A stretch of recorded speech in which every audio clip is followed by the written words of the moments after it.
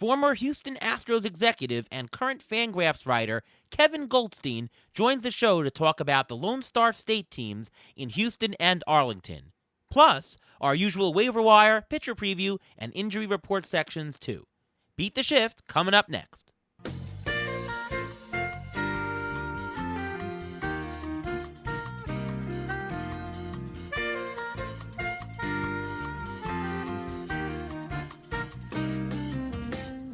Welcome to another episode of the Beat the Shift podcast. I am your host, Ariel Cohen, and with me as always is Ruvain Guy. How are you, Ruvain? I'm doing great. How are you doing today? I'm doing great, and it's Happy Bobby Bonilla Day over here in New York. That's right, it's the day that Bobby Bonilla gets paid $1,193,248.20 every year until the year 2035. Happy Bonilla Day to you, Ruvain. Thank you, and same to you. But you have to remember that a lot of teams have a lot of deferred contracts, so it's not just the Mets that did it. A lot of teams do that just to try to create cap space so they're able to pay for other players. And plus, the Mets doing that actually somehow ended up them getting David Wright, because through they had extra money. They got Mike Hampton. Mike Hampton was signed somewhere else to Colorado. The Mets got a compensation pick, and that compensation pick in the draft was David Wright. That's true. Ken Griffey Jr. is getting paid $3.6 million every year until 2024. So yeah, there are other people, but it's known as a crappy contract from Mets fans. A day to celebrate here. All right. Anyways, we got a great show today. Want to welcome in Kevin Goldstein from FanGraphs. He's written for Baseball Prospectus, and he worked on the Houston Astros. He was an executive there. Welcome to the show, Kevin. Hey guys, how are you?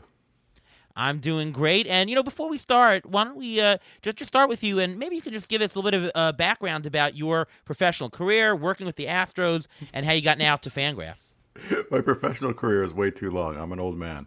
My baseball career started. It's a very, very long, boring story, but I kind of became a prospect guy. And then had a lot of stuff going on. And then in 2012, for whatever reason, a lot of teams started talking to me. I joined the Houston Astros, ended up advancing within their org to special assistant to the GM. Lasted there for 8 years, got let go at the end of October of last year. It happens in that industry. New administration wants to bring new people in, kind of wanted to clear themselves of the Luno administration. Didn't know what I wanted to do for a while. Didn't do anything for a while, and did get approached by some media people, a few places actually, and in talking to FanGraphs, it was the place for me, and having a fantastic time. It's good to be writing again. It's good to be podcasting again. It's good to be with you. Yeah, no, thanks so much, and welcome to FanGraphs. And why don't you tell the audience about your show? You do have a podcast on the network as well. I have a podcast called Chin Music. It comes out on Friday mornings most weeks. It is a long-form podcast about baseball, and it's ostensibly about baseball. A lot of tangents as well, but the revolving co-host chair, we have co-hosts ranging from friends here at FanGraphs like Eric Longenhagen, Ben Clemens, Jay Jaffe, to other friends who are writers. We have Mark Carrig, to people who might not be traditional baseball media. We had Randy Wilkins, who's an independent filmmaker. This week it's my friend Tim Marchman, who is the editor of Motherboard, the tech site over at Vice. We always have guests. We talk about culture. We have independent bands' music in every episode. They tend to be 2 to 3 hours and tend to have a lot of tangents and be fun. It's people who like it really like it, and people who don't like it really don't. So it's exactly what I want it to be. Yeah, every Friday, along with our show, Beat the Shift, that comes out on the FanGraphs network here. And we also have a bunch of guests every week, and glad to have you on this very week. Yeah, sure. Happy to do it. So we're going to talk today a little bit about a deep dive into two more teams. As we go around the MLB landscape, we're going to talk about the Lone Star State teams of the Texas Rangers and the Houston Astros, who you might be familiar with. Let's start with the Rangers. The Rangers likely won't make the playoffs this year, at least by You think? Yeah, at least by the projections on FanGraphs. So we're talking, and from a fantasy perspective, as this show is geared more towards fantasy, it's always good to know who are going to be the trade candidates because they might go into a better situation, better lineup that gives you more runs, more RBIs, and increases their fantasy value throughout the rest of the second half. Who are the most likely trade candidates, you would think, for the Rangers? A lot of people are talking about, the bigger names like Joey Gallo and Kyle Gibson, who's having a great year. But I think it's easy to forget that those guys are not expiring contracts. They both have 1 year of control after this year. They both can be Rangers in 2022. And so while I think Texas is listening on them, I don't think that they are necessarily pressured to trade them this July. They might if the right offer comes along, but I think they're definitely going to hold out for that right offer and not just trade them for the purpose of trading them because they don't have to trade them or lose them because they're coming back next year at in terms of salary, very reasonable prices. Gallo be go into another year arb, and Gibson, his contract's front loaded, and even if he achieves all his bonuses, he's still making less than 10 million next year. So both could be, real reasonable players for them next year. And so I think they're listening on them. I don't think they see themselves as competing in 2022, but they're not, really pressured to trade those two guys. I don't think it's a necessary thing. I think, a guy who's going to generate a lot of interest is actually Ian Kennedy, who's done a admirable job as their closer this year. And he's on an expiring contract, and not only that, he's on an incredibly reasonable expiring contract. He signed a very small kind of make good, please someone give me a deal kind of deal, and he's not making much money. He's not an impact on anybody's payroll, and I think he's probably your most likely guy to get dealt. And if Ian Kennedy gets traded, who is the possible closer there in Texas? I mean, they have 5 lefties in their bullpen. Who's going to close there? Throw a dart. I don't think they'll necessarily pick on anyone. I think in terms of pure stuff, even though he's got an ERA north of 5, I think Joely Rodriguez has kind of his closer level stuff and might be given a shot to close. I think you can see Taylor Hearn given shots. I think it's going to definitely be a closer by committee thing. And I'll be straight with you guys, just so you know, I don't play fantasy baseball and so I don't necessarily understand it, but I think you're going to kind of at least start off if Kennedy moves on with a bit of a saves distribution as opposed to one guy just getting the ninth inning job. I think they're going to give opportunities. I'm going to go with Josh Spores. He's got a Sierra of 3.3, a 12K per 9. That's closer material. Joely Rodriguez, he's interesting. He's a lefty, but he's got a 70% ground ball rate, which is not that far above what he usually gets. That's fantastic. If anything over 50 is usually fantastic. So I think they're going to give more shots to Spores and have Joely Rodriguez more in the 8th inning, if I had to guess. But could be a committee to start. I think they might actually try somebody out for next year and give more opportunities to one than the other. I think they'll actually move towards a single guy, in my opinion. Let's talk about Adolis Garcia, who has been absolutely enormous. I mean, this hot pace. He's batting .270, 20 homers so far, 7 stolen bases, 55 RBIs. In a fantasy baseball rotisserie value, he is at $30 as the 16th best hitter in 5x5 Roto this season. And if you look at some of the luck metrics, his BABIP 320, which is sort of normal for him. He's a little bit lucky in the homer to fly ball rate at about a 30%, but he's barreling balls, so a lot of it is legit. He could walk a little bit more. He's only at 5%, does strike out a little bit, 30%. So I think that a guy like this probably going to hit some regression, but not a wall. Curious on your thoughts on Adolis Garcia. I think that's a fair way to put it. I think he's good. I don't think he's this good. I think the power is very real. All the underlying metrics suggest that the power is this real, and he really is a 30+ home run guy. I think you talked about the approach and guys with these kind of approaches, and his approach is really poor in terms of swing decisions. His walk rate's exceptionally low, strikeout rate's exceptionally high. Those kind of guys tend to regress, and the advanced people tend to catch up with them and figure out how to get them out because they have too many holes in what they're doing. I don't think he's a 270 hitter. I think he's a 35 home run hitter. I think he's a guy who's incredibly athletic and can steal 15 bases a year, but I just don't think he's a 270 hitter at the end of the day. And what's really interesting is that his splits between home and road are very similar. On the road, he's batting .269 with 10 homers. And on the road, he's batting .271 with 10 homers. So it's not like he's getting any sort of home field advantage at the new stadium there. Yeah, it's tough to deal with when you're talking about less than 150 AB sample sizes, but you're right. I mean, I think like his power plays anywhere. His power plays in any park you name. Yeah, most projections going forward have him at about a 230 batting average going forward, with 15 more homers, making him a 30 home run player. I think that's fair. I think that's right about there. Maybe a little bit higher with the batting average. I mean, he hasn't been all that unlucky this year. I'm sorry, he has not been all that lucky to get his 270. So, somewhere in there. But a very, very valuable player. Again, they said regression, not a wall. I know you don't do fantasy, but we like to play a rankings game here, just to talk about some similar players around baseball, outfielders that, who would you rather have going forward for the rest of the season? So answer as you would, maybe from a baseball sense, and Sure. we'll fill in the gaps. Would you rather have Adolis Garcia going forward or Joey Gallo? Are we just talking about rest of his career? Rest of the season. Oh, rest of the season. Yeah. It's funny because I'd take Gallo just because, like, even when Gallo's hitting 230, he still has a higher OPS than Garcia, because of all the walks and equal to, or if really greater raw power. If one of the few guys you can say that about. So a 230 hitting Joey Gallo is a more valuable baseball player than Adolis Garcia. So I'll take Gallo. You agree, Ruben? I agree. Gallo I think, is more valuable. He not only in name power, but in just he has a history. You know what you're going to get with him. Adolis Garcia, you don't know if he's going to drop off. Remember, Adolis Garcia has a 30% strikeout rate. So you can compare it a little bit to Joey Gallo that way. But people are more scared, and people try to protect against Joey Gallo more than Adolis Garcia. Okay. How about Michael Conforto? Versus those two? Conforto versus Adolis.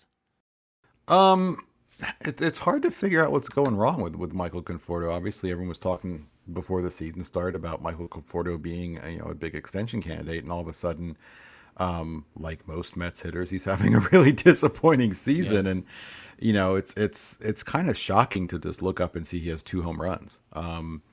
You just don't understand what's happened to him. I don't know if he's playing hurt or playing through something. It's hard to say without having that kind of knowledge, but he's been so bad. I'd probably, like, just for the rest of the year, take Adolis. You agree, Ruben? Yes, I agree. I mean, Conforto Okay. right now, he's batting 219. He in a fantasy team that's very hard to roster, and you have a guy who's batting 270. Yes, even there's some regression. I can't see Conforto getting up to batting, let's say, 250 or 260 for the rest of the season. The way he's hitting and the lack of power, it's a little concerning. Okay. How about a guy who's actually projected for better stats, Anthony Santander? He's kind of a fascinating player, and a player who I think, a lot of it because he's, stuck playing for a really bad Orioles team is kind of a bit underrated. He's been hitting better of late. He has some of the same approach and strikeout concerns that you'd apply to Garcia. He doesn't have nearly as much power, so I would still take Garcia. Okay, Ruben? Yeah, I think I'd take Garcia over Santander as well. I think so, too. How about Brandon Lau? Not my kind of player. Okay. He had. I'm gonna have a cat get in the way. It's a cat, everybody. Mia. So, Brandon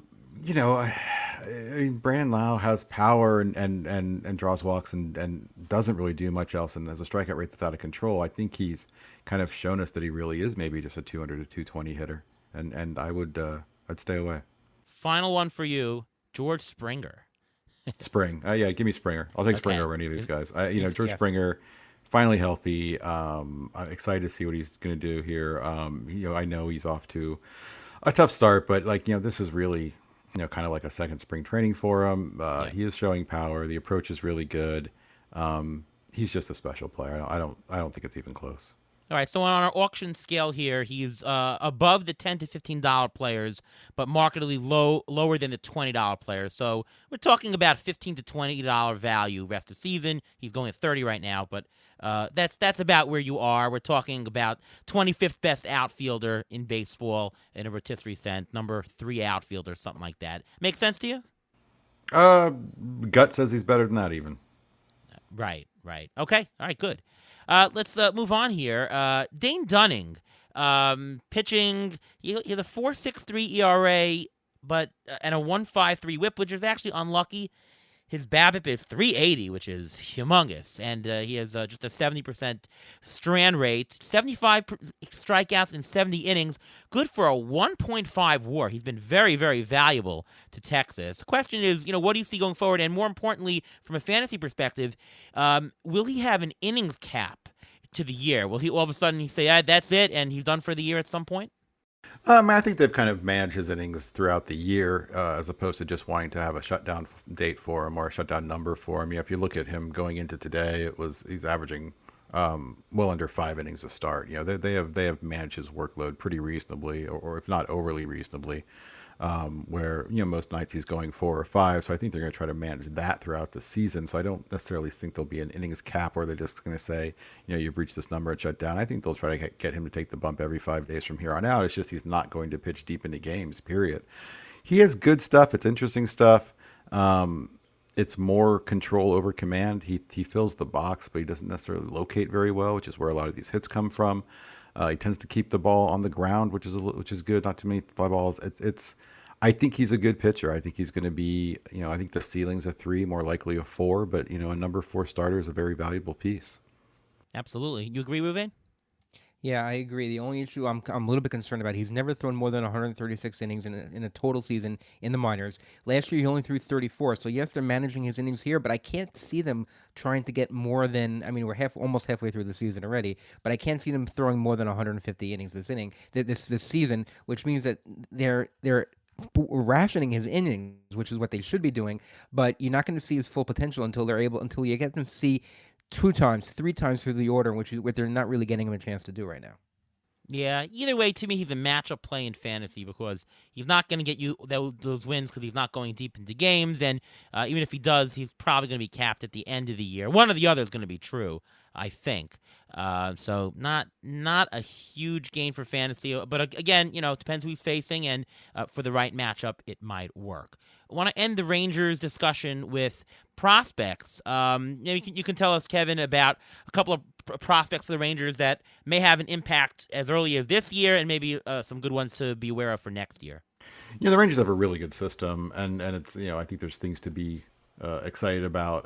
It's interesting in that a lot of their really impressive prospects, guys who you're really excited by, are upside guys who are 18, 19 years old. So as far as guys coming quick, I think there's a lot of talk about Josh Jung, who is a third baseman, was a first-round pick a couple years ago out of Texas Tech, who I saw as an amateur. I think he's going to hit for average. I'm not sold on the power ceiling with Josh, but I do think he's going to hit for average, and I think he's, the most logical way to look at him is he's going to be the third baseman for the Rangers once Joey Gallo is not a Ranger, and once and obviously Joey plays in the outfield, but I think they're going to try to make a spot for him as early as the second half of next year because he can hit. I think it's going to be. You get frustrated because he's like 6'2", he's 225. He looks like he should hit for power, but he's just not that kind of hitter. It's just not in him.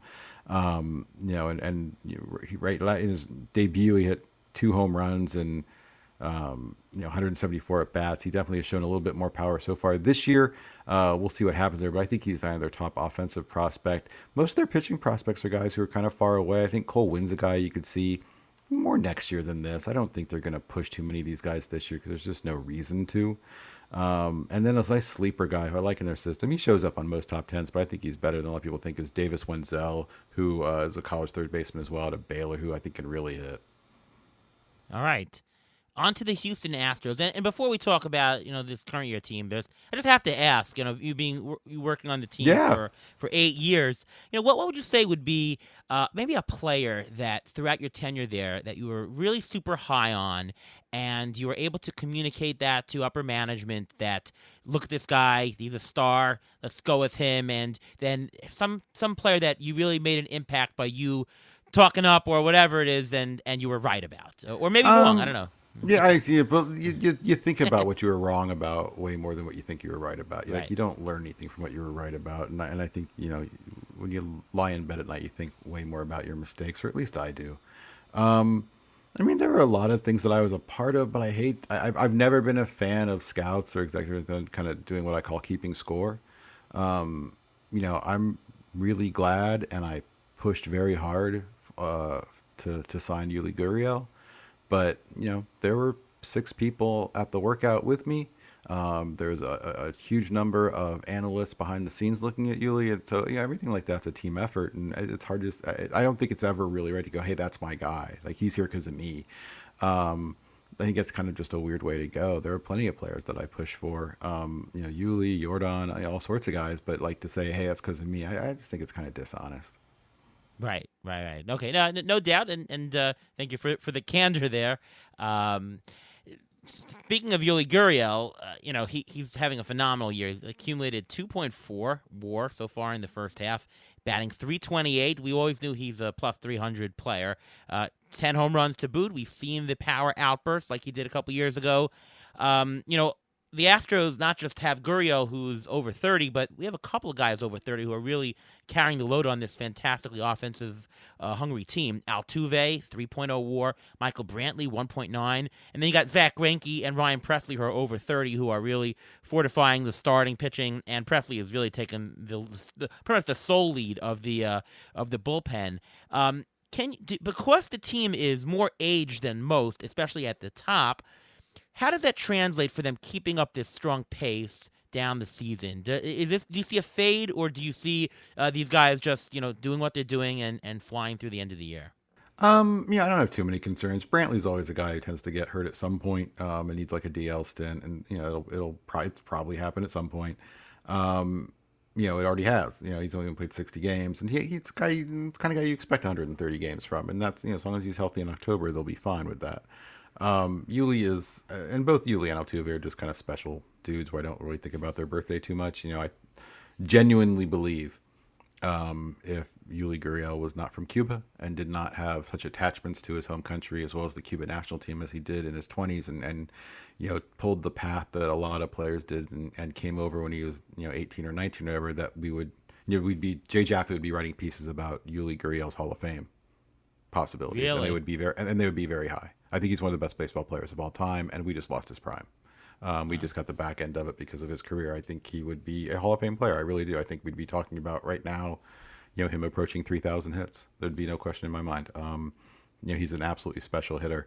But obviously the age is going to play a role. Like you said, Greinke's 37, and has been worked hard. He's on pace for 200 something innings. At the same time, as you guys know, Zach Greinke's not a huge high stress arm. He's not going out there and pumping 98 all night. He's pumping 89 all night. And even though he's had a tick up this year, he's more 91, 92, but he's not the kind of guy who I think you have too much concern. He's got a long track record of making his start. So I think the bigger concern, in terms of age, it's not necessarily this year. It might be more next, and plus obviously the fact they're going to lose players next year. They do have guys who are free agents and guys who are going away, and they're going to have to retool some things. And but I'm not too concerned about any of those guys for the rest of this year in terms of baseball or fantasy value.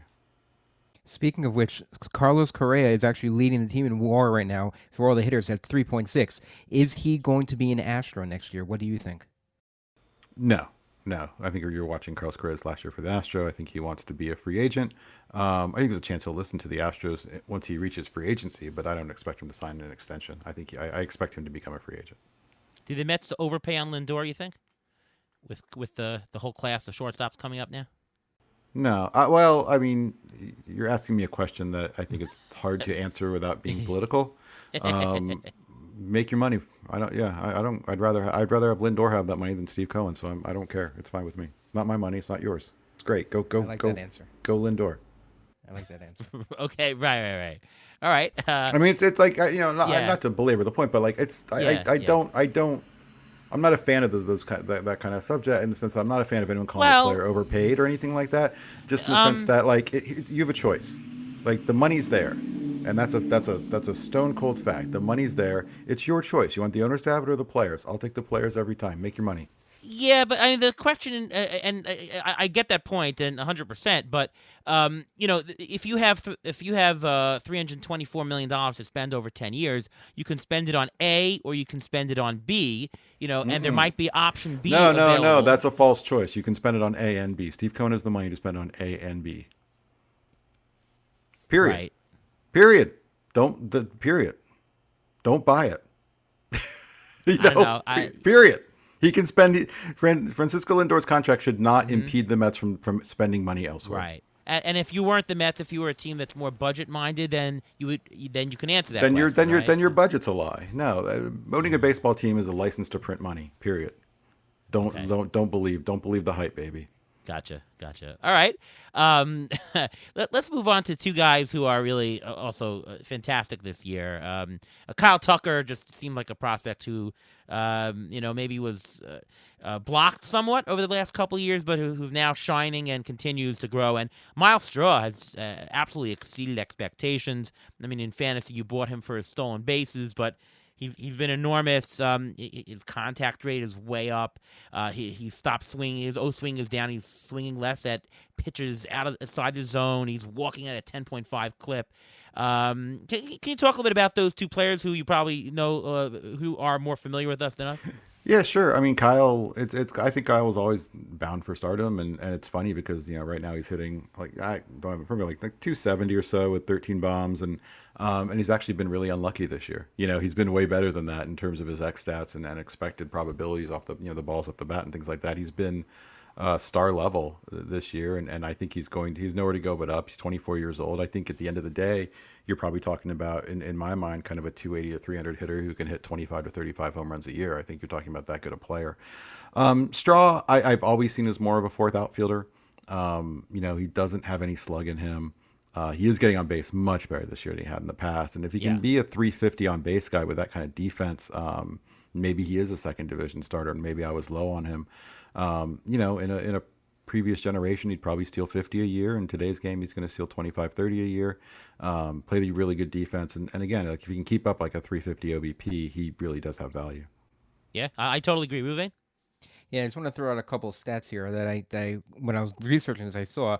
Kyle Tucker over the last 25 games is batting over 330 with 2 home runs and a couple stolen bases. Miles Straw, over the same period of time, is also batting 330 with 2 home runs and actually has 5 stolen bases.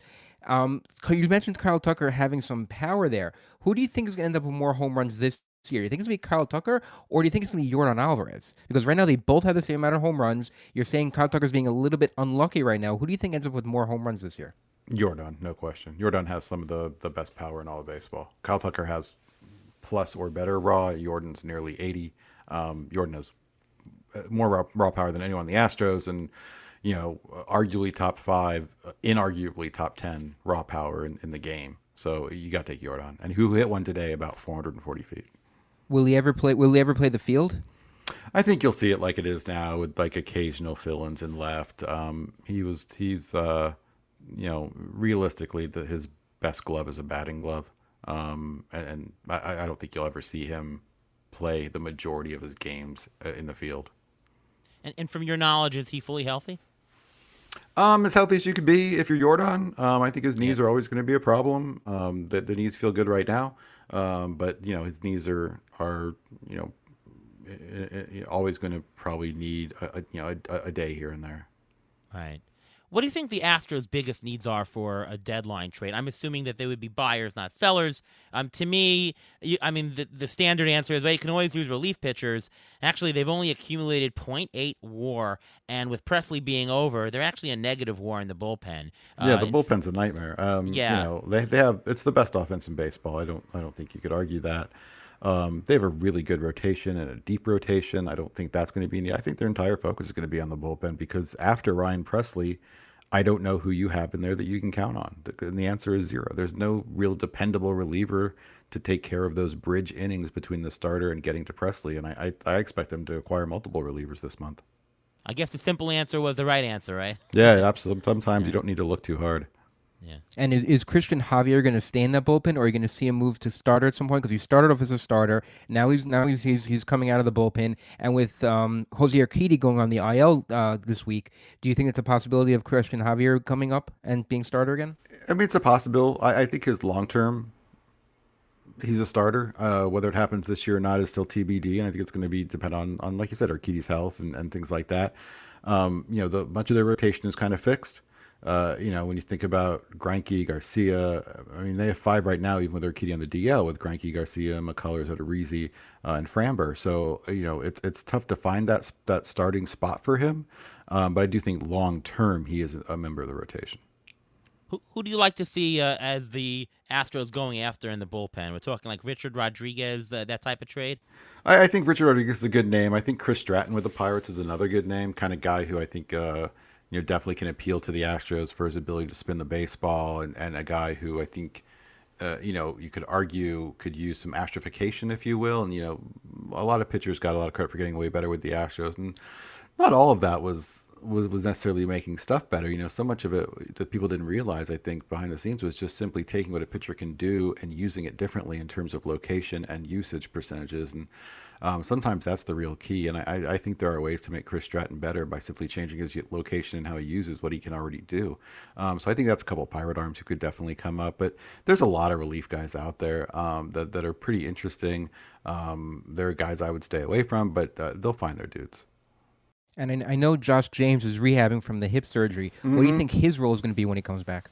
Pure pen. Yeah, I think Josh is a pen arm, and I think he's going to be groomed from here on out as a pen arm. I believe he's about to go out to AAA for some rehab stuff. If the hip's finally feeling okay, and I like Josh. I like Josh's stuff. I also really like Josh as a person. So I'm biased and I'm rooting for Josh to do well. He's got really good stuff, and obviously, as you guys know, the command and precision can be a little bit all over the place at times. But I think his overall game is really suited for the pen much better. Prospects who from the Astros organization might come up and make an impact this year. This year, I think it's tough. I'm not sure they have this year guys. I think anyone who comes up this year are more kind of fill-ins, and like we said, I mean, that's okay. Like they're kind of set for this year as far as what the roster looks like, other than the bullpen. I thought there was a chance that a guy like Sean Dubin might be able to fill in the bullpen this year, but he's off to a rougher than expected start in the minor leagues this year. I think you're talking more about guys who are going to show up next year or even the year after that. A guy like Jeremy Pena is the shortstop of the future once Correa goes away. He had unfortunate surgery. He's going to miss all this year, and he was really groomed to be the starting shortstop next year. He's a plus defender. He can hit. There's power there. He's got a good approach. It's absolutely 80 makeup. He's one of the best human beings you'll ever deal with. And we'll see how he comes back from that surgery. I think a sleeper, guy who's having a really nice year in the minors and is kind of moving up in prospect boards, is Corey Lee. Was the first round pick a couple of years ago out of Cal. He's a catcher with a fantastic approach, draws walks, plus power, and an absolute cannon for an arm back there. And he's at AA right now, hitting bombs almost every day for Corpus. I think he's a guy who's moving up a lot of charts and is likely the catcher of the future. Yeah. Before we let you go, let's talk a little bit about predictions. How do you see the AL West shaking up? It's probably one of the more predictable divisions in baseball. If I had to bet, the three of us might actually come up with the same prediction, is my guess. But why don't you go first and tell me your order of how the AL West will shake up? I think the 3, 4, 5 are going to go as they are right now. I think Seattle will finish in third place. I think they're going to finish with, I'm going to say 82 wins because it'd be cool if they finished over 500, and I think they are a sneaky good team. There's my cat. I think the Angels will finish in fourth, a few games under 500. I think the Rangers will finish well out of it. And as far as first and second, I don't think it's a slam dunk, for Houston to win it. I think Houston, you might look at the run differential or something and say, oh, this is no question about it. But I think Oakland could be a real sneaky team this July, and I think of them as maybe one of the 3 or 4 teams most likely to make a big splashy move and add a big name, a guy who really impacts their chances. And at the same time, going into today, they're only half a game out. I don't think this division is really easy to predict as some people might think. Ruben? Yeah, I tend to think the same thing. The bottom 3, they're going to stay the same. I think that Seattle is next year, I think, is going to be the beginning of their window. I think that's when their prospects, I think that's when Kalenic is actually going to start clicking. He's going to figure out how to hit off-speed stuff, and they're going to be a team to reckon with if they can sign a good starting pitcher as well. And the bottom 2 also, that's not going to change. As it comes for the top 2, the Athletics always seem to find a way to be in it for the race to the very, very end. And if you look at the schedule, Houston is playing Oakland Friday, Saturday, Sunday, September 24th through 26th. It's very possible that the division will be settled that weekend. Yeah, I'm going to say that the order is going to stay exactly the same, that the Astros will finish a little bit ahead of the Athletics, Mariners, Angels, and Rangers in that order. Funny, FanGraphs projections do not have that. They actually have the Angels finishing ahead of the Mariners currently by about 6 games, which is very, very interesting. Do you know why that would be? Any sense? They're gonna have the best second half edition in baseball when Mike Trout comes back. True, or Yes. maybe they're miscounting and counting Otani twice. I don't know. Interesting. Well, we'll have to see what happens. All right. Well, why don't you let us know, Kevin? Just tell the audience here, where they can check out your work, where they can find you on Twitter, and all things Kevin Goldstein. Yeah, if you want to read my stuff, obviously go to fangraphs.com. I tend to have 3 or 4 things up a week. I chat every Monday. The podcast Chin Music is up every Friday if you got 3 hours to kill. If you want to follow me on Twitter, where people yell at me and call me an asshole, it's Kevin_Goldstein. All right, check that those tweets out. That sounds interesting. No, I'm kidding. What do you have down the pike? Next couple of articles that you're working on?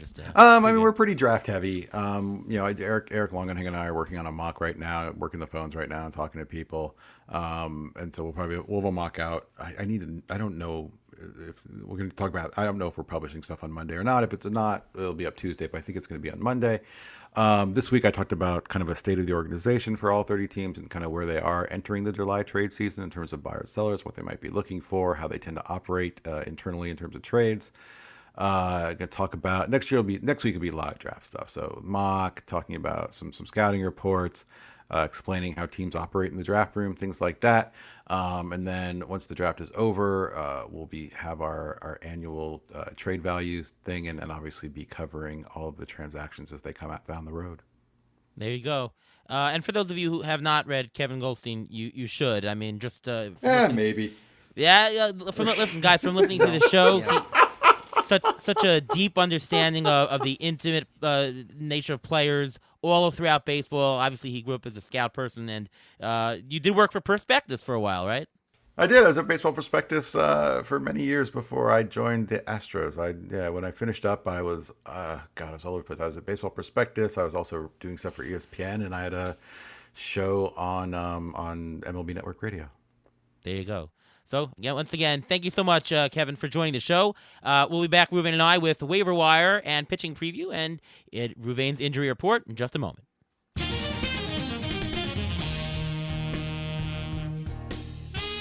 All right, we're back, and time for the waiver wire. Ruvain, who are a couple guys that you might want to pick up on your fantasy squads this week? Okay, we're going to go a little deep diving here. The first player I'm going to mention is Reese McGuire. If you need a catcher for Toronto for this season, he's batting .315, 1 homer and 5 RBIs. But his last 6 games, he's batting .368, which means that he's going to make Alejandro Kirk, who's going to be coming back from the injured list very soon, he's going to make him earn his job back. He's only owned in 8% of CBS leagues. He's playing almost every day. He's a guy that if you're streaming catchers, he's a guy you should be streaming at this point. Another guy I want to mention is Lamonte Wade of San Francisco, who's first base and outfield eligible. For the season so far, he's got a .268 average, 6 homers, 2 stolen bases, 14 RBIs. With Brandon Belt on the IL, he's going to get more playing time. So San Francisco, they keep rotating the guys in the outfield. Lamonte Wade is going to play a lot of first base. When I caught a game recently, he was playing first base, and he's only 6% owned on CBS. So he's available in most leagues, and Brandon Belt's not coming back for at least another couple of weeks, so he'll get his playing time. I like the Reese McGuire pick. Excellent choice as catcher, which is often very overlooked. It's often great to stream catchers, and McGuire definitely should rank up on there on that tremendous offense out in Toronto or wherever they're playing today. Dunedin to Buffalo, wherever you might be. But in terms of Giants, I'm going to go with a different first baseman that I think you should pick up this week. Lamonte Wade works. I have him on one team that I picked up last week. But how about Wilmer Flores? Old crying Mets guy, 17% owned on CBS, 263 on the year, with 7 homers in just 186 at bats. In today's fantasy baseball game, batting average is really hard to come by. I mean, the league average has been going south, so a 260 average today is amazing. Compared to what it was. It's worth like 270, 275 in yesteryear. Check out his batting averages since 215 every single year.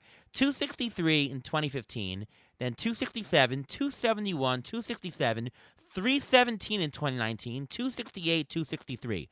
The lowest batting average he's had in that span in any single year of 263. That is enormous. That's a guy who can fortify your batting average. And in the last 2 weeks, he's batting 358 with 4 homers, 10 runs, 9 RBIs. Just as you said, Brandon Belt is out. He plays first base, and he can do it. Now, he versus lefties, you're going to see him in every single time. He has got a 117 WRC plus lifetime. In terms of versus right-handers, he's pretty good at 97. Not such a big gap, actually, between lefties and righties. Certainly better versus lefties. But Wilmer Flores, a guy. I want to mention a couple of other guys. Giancarlos Mejia, a pitcher on the Indians, only 12% owned on CBS. Looks like he has a spot for now in the rotation. He's had about a 5 ERA to date, but Sierra, and according to the bat projections, somewhere around a 4 ERA. Good strikeout rate. He's got 22 strikeouts in 23 innings with a 118 whip. Deeper league play here. This is a rookie upside play. If you want to throw a dart, that might be interesting. I'll mention 2 others. One a stolen base guy, one a power guy. How about Aristides Aquino? Remember in 2019 he had that barrage of home runs. Was only 3% owned on CBS. He's a guy that I'm going to say 50% chance that he just is a bench guy and comes in for 1-2 at-bats every other day. But that upside is there, and if he gets hot in a hot streak and he's going to a good park, that could be a streamer. That could be a guy who can hit 15 home runs down the stretch and might help your fantasy team. There's some probability about that. So if you are in last place or if you need a spark, take a gamble on him. He's a free dart. But how about this guy, John Birdie? Where do you expect to find stolen bases on the waiver wire? Where? John Birdie is a guy who's going to steal down the stretch. He's got 7 stolen bases so far in just 190 at-bats. And you know what? He's actually making good contact this year. His K rate down to 20%. He's walking at a 13% clip. His BABIP this year is a 278, which is really low for him. That's about 60 points lower than his career average. But check out this statistics. In the months March, April, May, June, July, in his career, he has a total number of stolen bases of 8. August, 15 career stolen bases. September, October, 11. He's a guy that starts to steal in the end of summer, in September, October. He's a guy that can really add a spark late with stolen bases. If you're looking for anything, if you need help, Birdie's a perfect guy, and he's really widely available. I'd highly suggest you pick him up. Well, I'm gonna go back to the Wilmer Flores thing because he's actually playing third base now because Evan Longoria is on the IL also, and they don't know he's supposed to come back mid-July, but he's playing there. And they also have Tommy LaStella, who was on a rehab assignment, but he fractured his thumb, so he's gonna be out longer also. So what's his name? Wilmer Flores is going to be playing at third base. He's going to be playing at second base. He's going to be playing at first. I like that. And for John Birdie, I love that speed. Another guy you want to keep in the back of your mind, not for now, but we were talking about the Rangers earlier today, but Leody Taveras. A lot of people drafted him earlier this year about thinking of get stolen bases from him. It's very possible that they want to see what they get out of him and they bring him up later in the year. So he may be a guy when you hear his name called and they're getting called up, he's a guy also to think about for stolen bases. It's funny that before the season started, I had 3 guys that I was thinking of for cheap steals, cheap 30 steals. One was Birdie, one was Leody Taveras, and the other was Miles Straw, which we all mentioned on the show. Guys, these are difference makers on squads, and these are cheap darts, and especially guys who end up on the waiver wires. You take that cheap dart. You take that small capital risk, and if it doesn't work out, it doesn't. But worth rostering for especially in 2021 when steals are just at a huge premium. Pitcher preview. Who are this week's 2-start pitchers or 1-start matchups that you like to stream? Okay, well, I'm going to start with Ryan Weathers, San Diego. He's scheduled right now for 2-start against Washington and against Colorado. He's only 28% owned right now in CBS, and he's going to pitch because Dinelson Lamet, he's on the IL. You don't know how long he's going to be out for. So Ryan Weathers was called up, and he is going to pitch. I think they're scheduling possibly. He may not be two start because they're thinking about starting him over the weekend. So if they are starting over the weekend, he may not be two start. But he's still a guy you're going to want to have because he's pitched actually pretty decently when he's been around in the majors this year. Another guy that I want to mention is Kyle Muller. I actually saw him live in person last time when I went to a DeGrom game. He pitched against DeGrom. It was his first major league start. He pitched before, but his first major league start, and he looked really good. And he's had two starts so far for only 9 total innings because they're trying to build up his innings level. He only given up 2 hits in those 9 innings and only 1 run with 12 strikeouts. He's supposed to pitch this weekend against Miami. If he does well, he's a guy you may want to get because you never know when the Braves get hot. The Braves get hot, and they scored 20 runs the other day. If they get a lot of offense, he's going to be in line for a lot of wins. So I'll mention 3 guys. How about from Texas Rangers? I could have talked about him earlier in the show. Colby Allard, only 20% owned. The schedule this week versus Detroit, versus Oakland. He has a 3.46 ERA on the year with 108 whip, 49 strikeouts in 52 innings. But what impresses me is his low walk rate. He's got a 5% walk rate. This is definitely in a deeper league. To take a dart on a 2-start week might be an interesting play. 2 other guys to mention. Martin Perez, who's having a really good year on the Sox. 30% owned, a little bit more shallower maybe than 15-team league. Playing the Angels and Phillies. 2-0 in his last 3 outings with a 1.93 ERA over that span. He interests me. And how about John Gray? John Gray, we're talking 10, maybe 12. Maybe he's available in your 12-team league. He's got at Arizona, at San Diego, which means at Colorado this year. But pitching on the last day before the All-Star break, he could go long in these outings, especially coming back from being out for a little bit. Lots of Ks. I mean, John Gray is a guy who's going to get you lots of Ks, 16 Ks over his last 2 outings. But to me, Gray could be a hold because if there's going to be trade candidates for pitchers, in the next month, Rockies are probably going to look to unload, and John Gray really fits teams. I think that he might end up in a pretty good situation if I had to bet. And I would say that Gray is worth owning for this week and for the dart of the improved metrics where he can go getting out of Colorado onto a winning team out of the thin air. John Gray, it should be owned even in a 10, 12-team league at this point for this week. And because John Gray just came off the IL, he's only 55% owned in CBS leagues. I know in my CBS league, which happens to be a 13-team league, I scooped him up last week, and I put him in, and he pitched well this week to begin with. So that's right. That's the league that we're doing together, right? That's correct. Yeah, and we're doing well in that league, so there you go. All right, injury update time. Ruvain, hit us with this week's injuries. Okay, well, first I'm going to start with a bunch of guys that we already mentioned. We'll start with Brandon Belt. He's on the IL with right knee inflammation. He has minimal structural damage and is expected to avoid surgery, but there's no clear timetable for his return. We already mentioned the possible fill-ins for him. Dinelson Lamet, I mentioned him just now. He's on the IL with right forearm inflammation. We mentioned his fill-in, Ryan Weathers, so there's no timetable for when Lamet will come back, so, jump on Ryan Weathers. Jose Urquidy, I mentioned earlier on the show also with Goldstein. And he said that, he's high on Urquidy, but Urquidy's on the IL with shoulder discomfort. MRI showed tightness and inflammation, but no structural damage. You don't know how long he's going to be out for. I'm sure by now everyone's seen that gruesome injury by Josh Naylor when he got his ankle turned. He's having surgery this weekend. It's, I think, supposed to be on Friday to repair multiple fibula fractures and ligament tears. More will be known about his recovery after that, but another guy, cheap steals guy, Oscar Mercado, was called up, so he's a guy to watch for. Ketel Marte was placed on the IL, retroactive to June 27th with a hamstring injury. We don't know the full severity yet. Hamstrings can be a while. They can be up to 3-4 weeks sometimes longer. Pavin Smith will see more time in the outfield, especially because the other guy who was playing in the outfield as well, Tim LaCastro, was actually traded to the Yankees. Mark Hanna, a guy we have a lot of shares in, is on the IL with left hip strain. His MRI showed left hip tendonitis. He received a PRP injection to both of his hips. Athletics manager Bob Melvin said that it's probably a stretch right now for him to return before the All-Star break. So other guys you should look for on that team to get more playing time, Tony Kemp and Seth Brown.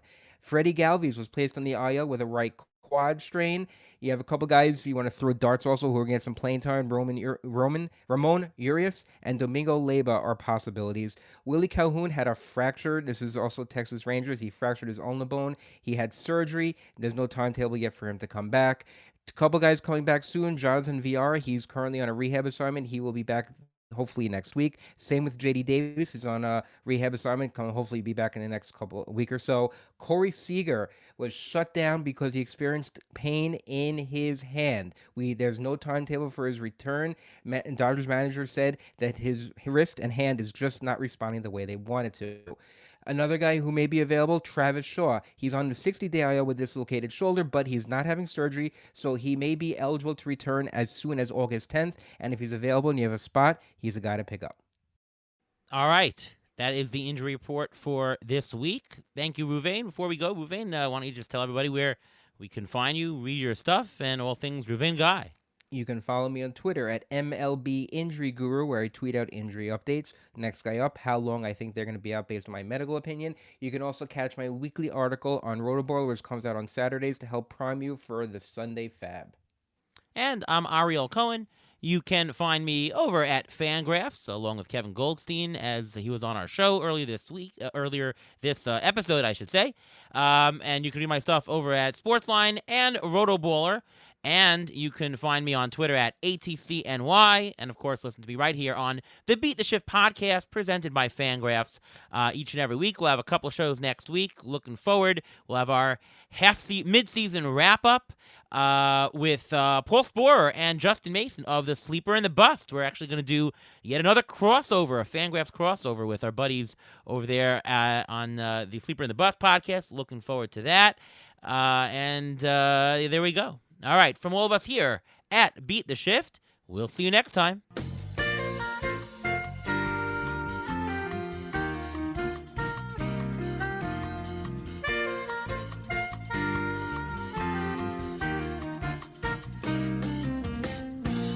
Thanks for listening to the Beat the Shift podcast presented by FanGraphs. Follow us on Twitter at beat_shift_pod.